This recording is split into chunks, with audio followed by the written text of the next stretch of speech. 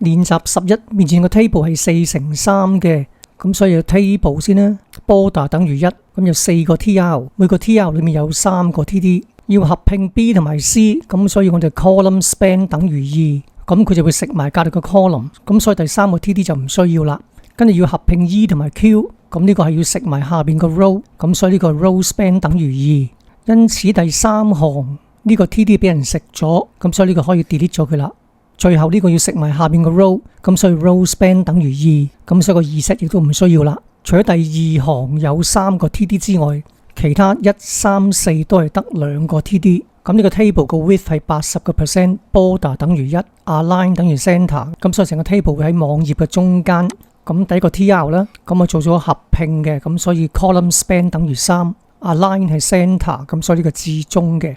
至於第2行第2個 tr align 等於 right， 咁所以全部都靠右嘅。咁而中間呢個呢係做咗個 row span， 咁所以食埋下邊個 row。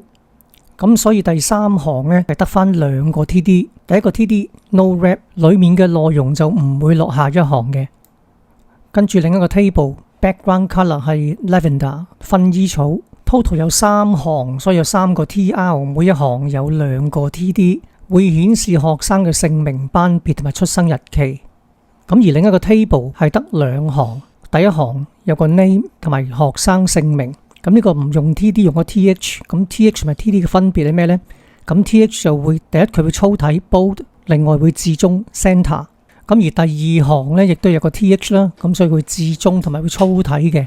跟住呢個 example 啦 ，table 個 width 係60%。border 等於0係冇框線嘅 ，align 等於 center， 咁個 table 會至中嘅 background color 係 pink。第一個 tr 有3個 td， 咁個 align 分別係靠左、至中同埋靠右。而第2行有3個 td， 有3個唔同嘅 background color， 一個 red、一個 green、一個 blue。跟住呢個網頁叫 myself， 裏面有一個 table 係4×5嘅，咁分別會記錄學生嘅姓名、電話、地址等等。咁而地址呢度係橫跨咗3個 column 嘅，咁所以用咗個 column span 等於3。咁至於第3行呢，會有2個清單，一個係有序嘅有數字，一個就冇數字嘅。最尾個 column 做咗 row span 等於3，佢會橫跨咗3行。咁中間可以擺個圖片啦，用 img source 等於 photo.png。